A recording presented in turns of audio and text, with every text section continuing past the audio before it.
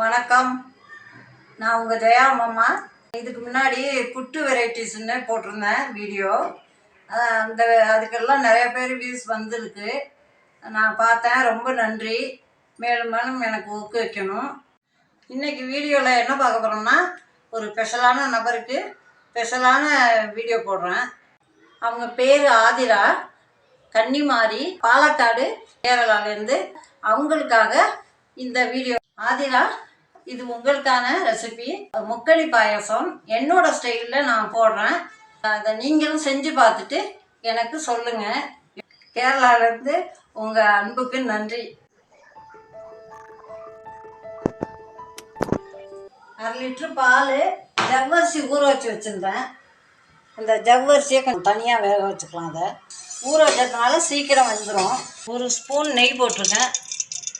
சூடானதும் இந்த முந்திரியை வறுத்து எடுத்துக்கலாம். கொஞ்சம் பொடியாக மாம்பழம் அரிஞ்சு வச்சுருக்கேன்.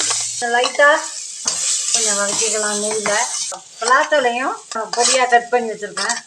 நெய் போட்டு மாம்பழம், வாழைப்பழம், பலாப்பழம் அது கொஞ்சம் கொஞ்சம் பெருசாக கட் பண்ணி வச்சுருக்கேன்.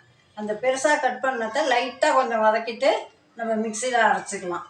பலாப்பழம், இந்த மாம்பழம், வாழைப்பழம் இது ஆறினோடனே மிக்சியில் அரைச்சிக்கலாம். பால் கொதிச்சுட்டு ஜவ்வரிசி வெந்துடுச்சு. ஊற வச்சு வேக வச்சது. இப்போ இது வெந்துடுச்சு. இந்த பாலில் போடலாம். அதை ஜவ்வரிசியை பாலில் போட்டு கொதிச்சிட்டு இருக்குது.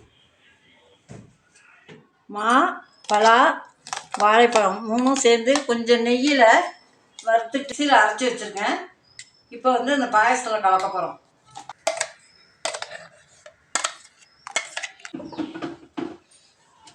ஜவ்வரிசியெல்லாம் போட்டு வெந்து இருந்தது. லைட்டாக கொஞ்சம் சூடு வந்த பிறகு சர்க்கரையை போடலாம். 2 வாழைப்பழம், 2 பலாச்சலை, 1 மாம்பழம். சுகர் போடுறேன், 200 கிராம் போடுறேன். 1/2 லிட்டர் பால் வச்சுருக்கேன். பழத்தில் எல்லாம் ஸ்வீட் இருக்கிறதுனால நான் கம்மியாக போட்டிருக்கேன். டேஸ்ட்டுக்காக கொஞ்சமாக உப்பு போடுறேன். கலக்கும் போதே பார்க்கறதுக்கு ரொம்ப அழகாக இருக்குது. சாப்பிட்றதுக்கும் அதே மாதிரி இருக்கும். இப்போ ஜீனி கரைஞ்சிடுச்சு. 3 பழத்துலேயும் ஒன்று எடுத்து பொடியாக கட் பண்ணி வச்சுருக்கேன். கொஞ்சம் நெய்யில் வதக்கிட்டு வச்சுருக்கேன். இது வாயில் கடிப்படும் ஜவ்வரிசி போல். ஆனால் இப்போ போடுறேன் அந்த பழத்தை. விஷுக்கே போடலான்னு இருந்தேன், தமிழ் வருஷத்துக்காக. எங்கள் பேர பிள்ளைக்கு முடி எடுக்கிறதுக்காக ஊருக்கு போயிட்டோம், தஞ்சாவூர் போயிட்டோம். அதனால கொஞ்சம் லேட்டாக போடுறேன். கேரளாலெல்லாம் சொல்கிறது போல் நல்ல மணமாக இருக்குது. முந்திரி வறுத்து வச்சுருக்கேன், முந்திரியை போடுறேன். இப்போ ரெடி ஆகிடுச்சு பாயசம். ஒரு மூடி தேங்காய் பால் எடுத்து வச்சுருக்கேன். 100 ml இருக்கும். அந்த தேங்காய் பால் எடுக்கும்போதே மிக்சியில் ஒரு 2 ஏலக்காயும் போட்டு அந்த வாசனைக்காக அதையும் போட்டு அடிச்சுட்டு வடிகட்டி ஆஃப் பண்ணிடுறேன். தேங்காய் பாலை ஃபினிஷிங்காக லாஸ்ட்டில் ஊற்றணும். தேங்காய் பால் ஊற்றி கொதிக்கக்கூடாது. 100 ml இருக்கும்.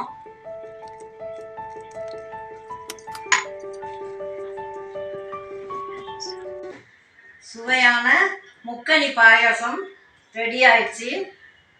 இப்போ ஒரு பவுலில் மாற்றலாம்.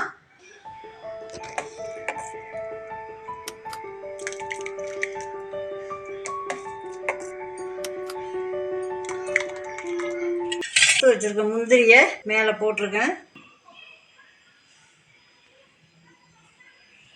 முக்கணி பாயாசம் என்னோடய ஸ்டைலில் நான் செஞ்சுருக்கேன். இதை நீங்களும் செஞ்சு பாருங்கள். செஞ்சு பார்த்துட்டு எனக்கு கமெண்ட் பண்ணுங்கள், ஷேர் பண்ணுங்கள், சப்ஸ்கிரைப் பண்ணுங்கள். நன்றி, வணக்கம்.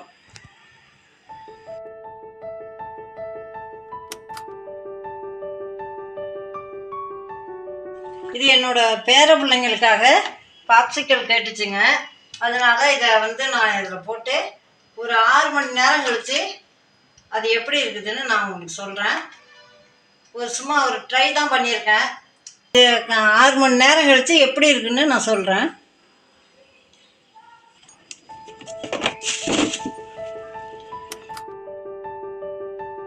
எங்கள் பேர பிள்ளைங்களுக்காக பாப்சிக்கல் பண்ணியிருந்தேன்.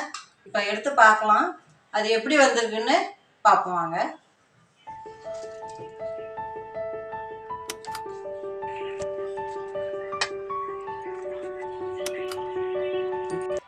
இப்போ நல்லா வந்திருக்கான்னு பார்க்கலாம். சூப்பராக வந்திருக்கே, நல்லா வந்திருக்கு. நாங்கள்லாம் சின்ன வயசில் சேமியா ஐஸு, குச்சி ஐஸு இதுவெல்லாம் வாங்கி சாப்பிட்ருக்கோம். அதே போல் இருக்குது, நல்லா இருக்குது. டேஸ்ட்டும் நல்லா இருக்குதுன்னு நினைக்கிறேன். இந்த சம்மருக்கு நல்லா சூப்பராக வந்திருக்கு. இந்த வெயிலுக்கு பிள்ளைங்கள்லாம் நல்லா சாப்பிடும் விரும்பி. நல்லா வந்திருக்கு. இதை நீங்களும் செஞ்சு பாருங்கள். செஞ்சு பார்த்துட்டு எனக்கு கமெண்ட் பண்ணுங்கள். நன்றி, வணக்கம்.